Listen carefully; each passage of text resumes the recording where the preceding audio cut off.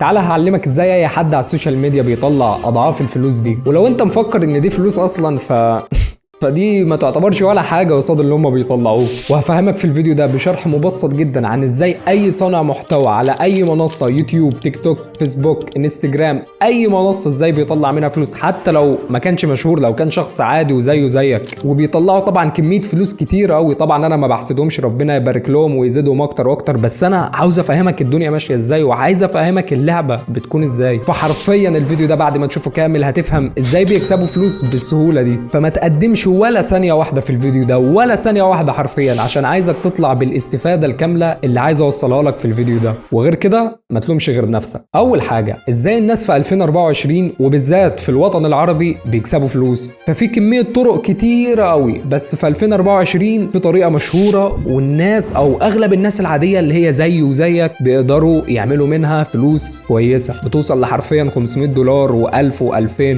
انت متخيل انك انت ممكن تكسب $500 وانت يا دوبك اهو لسه اللي بادئ، لسه اللي بتحاول؟ وانا عارف انك سمعت الكلام ده كتير ومليون واحد قالها لك. ازاي تعمل $1000 في اليوم؟ ازاي تعمل $10,000 في الشهر؟ ازاي تعمل مليون في 5 ايام؟ بس صدقني الفيديو ده هيعلمك فعلا ازاي تقدر تكسب الفلوس دي، وهيعلمك ايه الطريقة اللي هم بيكسبوا بيها الفلوس دي. هفهمك كل حاجة بالتفصيل. واشهر طريقه في 2024 هي السوشيال ميديا. ما جبناش حاجه جديده، الناس كلها بتتكلم عنها، بس لو نزلنا للسوشيال ميديا هنلاقيها بتنقسم لاربع حاجات، واللي هي التجاره، الانفلونسر، العبد بدون كرامه، وصانع المحتوى الهادف. وهنركز في الاخر على الحاجه اللي هنطلع منها فلوس، وهي صناعه المحتوى الهادف. بس ليه انا ذكرت في البدايه التجاره والانفلونسر والعبد بدون كرامه مع اننا هنركز على صناعه المحتوى الهادف؟ لان عايزك تعرف انت بتعمل ايه عشان الناس تديك فلوس، وغيرك بيعمل ايه عشان الناس تديله فلوس. التجارة بسيطة جدا، بتبيع منتج، حاجة معروفة وبسيطة جدا. بس بما اننا ذكرنا السوشيال ميديا، فانه الناس بتفتح محلات اونلاين بتبيع عليها المنتجات اللي هي المفروض بتتباع على ارض الواقع. ومش حابب اتكلم في النقطة دي كتير قوي عشان ما اطولش عليكم، لانكم اغلبكم عارفينها واغلبكم اشترى منتجات اونلاين. ده مين اللي هو اصلا ما اشتراش منتجات اونلاين؟ كلنا اشترينا منتجات اونلاين. فدي نقطة مش عاوز اتكلم فيها كتير عشان ما احرقلكش وقتك. فهي دي التجارة، مجرد انك معاك منتج وبتبيعه اونلاين. ونخش بعدين على الظاهرة اللي ضربت في الوطن العربي، وبالذات يمكن تقريبا في مصر اكتر، الانفلونسر او المؤثر. شغلانة اللي ما عندوش شغلانة زي ما بيقولوا. فتلاقي بعدين اي حد عنده كام متابع بيطلع بيقول لك انا انفلونسر. انا ما عنديش مشكلة معاهم عامة، بس الناس هي اللي مطلعة عنهم السمعة دي. طيب يا سيدي، تعالى نعرف الانفلونسر ده بيعمل ايه عشان يقدر يكسب فلوس، او ليه الناس بتدفع له فلوس على الحاجة اللي هو بيعملها. وكلمة انفلونسر ان هو المفروض بيأثر على الناس تأثير مفيد. فيعني اي حد لو هو أثر على الناس يتسمى انفلونسر. فيعني انا كتوماس لو انا أثرت عليك وأثرت عليك حاجه مفيده، المفروض ان انا اتسمى انفلونسر. بس في الغالب الانفلونسر فعلا والناس اللي هي بتاثر تاثير مفيد فعلا ما بيقولوش على نفسهم انهم انفلونسر، لان الكلمه اتشوهت جامد، واكن الناس بتذمك مش بتمدحك لما هي تيجي تقول لك ده انت انفلونسر يالا. المهم مش موضوعنا كل ده، موضوعنا ازاي الانفلونسر بيكسب فلوس، او ازاي المؤثر بيكسب فلوس. بص يا سيدي، الموضوع بسيط جدا. فهو واحد بيصور روتينه اليومي، فيعني اكل فين، خرج فين، سافر فين، رأيه في الفيلا الجديدة، رأيه في العربية البوجاتي اللي مركونة تحت بيته الجديدة. وفي كمان البنات الانفلونسر اللي هم بيحكوا قصة حبهم مع النادل اللي قدم لهم مية فبصوا في عينين بعض بالغلط، فراحت تحكي ستوري تايم ان هو كان بيحبها وكان عاوز يعترف لها. فمتابعينهم اكنهم عايشين اكلين شاربين معاهم. فيجي مطعم او كافيه او اي براند او اي حد حابب انه يعمل اعلان، بيروح بيكلم الانفلونسر او المؤثر، وبيقول له بعدين ان هو عاوز يتكلم على الحاجة المعينة دي، اذا كانت اكل، لبس، ايا يكن، ويمدحها وهياخد عليها فلوس. بس كده، شغلانه سهله وبسيطه. وبيجي بعدين الانفلونسر بيطلع كاميرا موبايله يصور ستوري او فيديو بسيط جدا بينزل على صفحته، مدته ممكن ما تكملش ال50 ثانيه، وبياخد عليها شويه فلوس قليله جدا. يعني الناس ربنا يعينهم فعلا. يعني اقل انفلونسر في مصر ممكن ياخد حركه كده 15,000 جنيه على فيديو 50 ثانيه. فلوس بسيطه جدا، يعني ناس غلابه. هتقول لي بس هو ده انا هروح اشحن الموبايل بتاعي وهطلع احكي تفاصيل يومي كلها؟ دي 15,000 جنيه يا عم، دي فلوس ببلاش. وهحكي بقى انه ازاي وانا مروح طلع كلب جري ورايا، وبعدين جه اندرو تيت وقف قدامه بالبوجات وقال له واتس يور بوجاتي كولر، فالكلب خاف وجري. خلاص خلصت انك تبني احلامك، وانك هتاخد على الفيديو 15,000 جنيه، وانك هتعمل ال 100,000 جنيه في يومين. فاهدى ريلاكس، اهدى. زمن الانفلونسر اصلا انتهى. فهتقول لي بعدين ليه يا عم انتهى ليه؟ فيعني جت عليا وبعدين زمانهم خلاص ينتهي يعني عليا انا؟ فهقول لك للاسف انه اغلبهم بقوا بيقولوا على اكل او لبس معين انه حاجه كويسه والاكل ده توب التوب واللبس ده مفيش منه اتنين، والناس فعلا عشان هم متابعينهم بيروحوا بيجيبوا الحاجه دي بتطلع حاجه تانية خالص. فما بقاش في مصداقيه بينهم وبين الشخص ده. فزمن الانفلونسر يعتبر خلاص بينتهي او حرفيا خلاص على وشك الموت. وهنيجي بعدين لثالث حاجه، العبد بدون كرامة. وده يا صاحبي الشخص اللي بيبيع نفسه قصاد الفلوس، إذا كان بيبيع جسمه شرفه كرامته أيا يكن بيبيعها قصاد إن هو ياخد شوية فلوس. وتلاقي بقى اللي بيطلع لايفات ويفضل يخش في تحديات يبهدل نفسه قدام الناس ويكب على نفسه دقيق والكلام ده. انت طبعا عارف انت كل ده مش حابب انها اطول فيه. والمشكلة انهم بيبقوا متصالحين جدا مع نفسهم، شايفين انه الحاجة اللي بيعملوها حاجة عادية جدا، ويعني كرامة اتباعت عادي يعني تروح كرامه تيجي كرامه. لا ما بتجيش كرامه، ما دام راحت الكرامه ما بتجيش تاني. بس المهم ان انا هملى بطني وهملى جيبي وشكرا يا عم والحمد لله.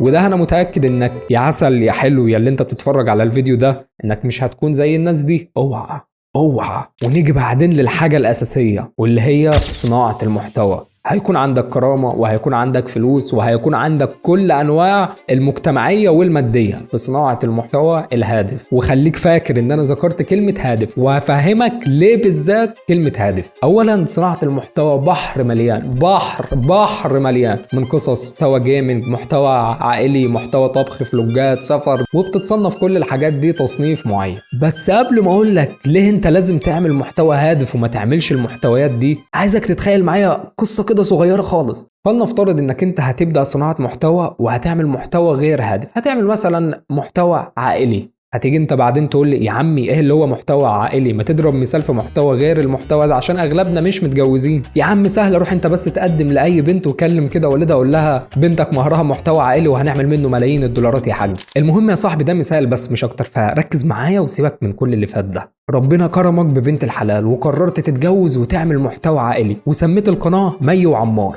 وعملت فعلا المحتوى وبقيت بتنزل كمية فيديوهات كتيرة قوي وخدت فترة طويلة قوي لحد ما وصلت للمليون مشترك. فتفتكر دلوقتي فلوسك هتكون من فين او ربحك هيكون من فين؟ هما حاجتين، ارباح اليوتيوب والاعلانات. هتقول لي حلو وهي فلوس رايحة جاية والعملية هتلعب معايا. لو انت فكرت فيها هتلاحظ انه مصدر ربحك محدود قوي. وغير كده كمان اصلا حلك بقى لما انت تتشهر، يعني كل اللي انا ذكرته لك فوق ده محتاج فترات كبيره قوي، ده ممكن ما تقلش عن 3 سنين عشان تبتدي الناس انها تعرفك وكمان تحبك. فنيجي بقى نخش على المحتوى الهادف، وافرد لي كده ابتسامه على وشك، واللي هو انك بتقدم حاجه مفيده للناس. طيب المهم دي بقى ازاي انك بتكسب منها فلوس؟ بص هي مكسبها مش كتير يعني انت ممكن تقدم استشارات وتعمل دورات تدريبيه وتعمل جروبات مدفوعه وتعمل التسويق بالعموله وتعمل اعلانات وتعمل دورات وتدريبات للشركات، واقل حاجه محتاجها من 2000 متابع لحد 10000 متابع. وربنا كل ما يكرمك اكتر ومتابعينك تزيد اكتر كل ما دخلك ان شاء الله هيكون احسن واحسن. بس قبل ما اتكلم عن المحتوى الهادف في نقطه عاوز اني هتكلم عنها بسيطه جدا، انك لازم انك تتعلم مهاره معينه. فزي مثلا فوتوشوب، مونتاج، جرافيك ديزاين، تصميم مواقع، ايا يكن. ففي مهارات كتيره قوي. هتقول لي بعدين يا عم مال ان انا هتعلم مهاره في المحتوى الهادف؟ انا تهت منك.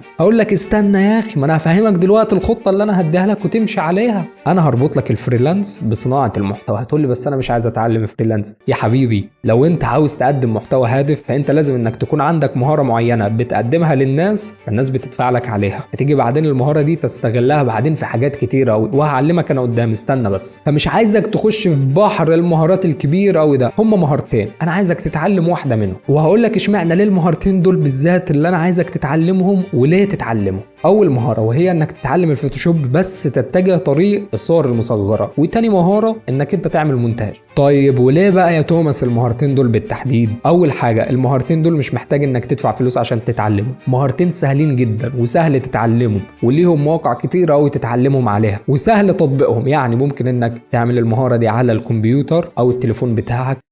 بس انا الكمبيوتر بتاعي ضعيف، بس انا تليفوني نوكيا بيشغل لعبه التعبان بالعافيه. هقول لك ما عندكش حجه، من الاخر ما عندكش حجه. مهارتين اسهل من السهوله انك انت تبدا فيهم. وتالت حاجه وهي الاهم، انه المتوقع في 2000 سنه 24 اقتصاد صناعه المحتوى هيوصل لنص تريليون دولار. يعني من كتر الرقم كبير قوي فانا مش عارف هكتب كام صفر. فيعني تبسيطا للكلام ده، انه صناعه المحتوى هتزداد ازدياد كبير قوي في سنه 2027، زياده بنسبه 200%. يعني صناعه المحتوى دي هتوصل لمرحله انها تكون كأنها وظيفه عاديه جدا. فعشان اي صانع محتوى يبتدي انه يعمل محتوى بيحتاج انه بيمر بحاجات كتيره قوي، واشهر حاجتين اي صانع محتوى بيدور عليهم، قولها انه حد يعمل له صوره مصغره للفيديو وحد يعمل له مونتاج. يعتبروا اكتر حاجتين اي صانع محتوى بيكون عاوز حد يعملهم له. ومونتاج الفيديوهات دلوقتي بقى بيتعمل في كل الفيديوهات. لو انت جبت واحد طبيب نفسي مثلا، الطبيب النفسي كان المفروض بيطلع عامل كده وبيفضل يشرح لنا عن مرض معين، ولكن تلاقي بقى مونتاج بيخش واحد مكتئب عامل كده وواحد مش عارف عامل كده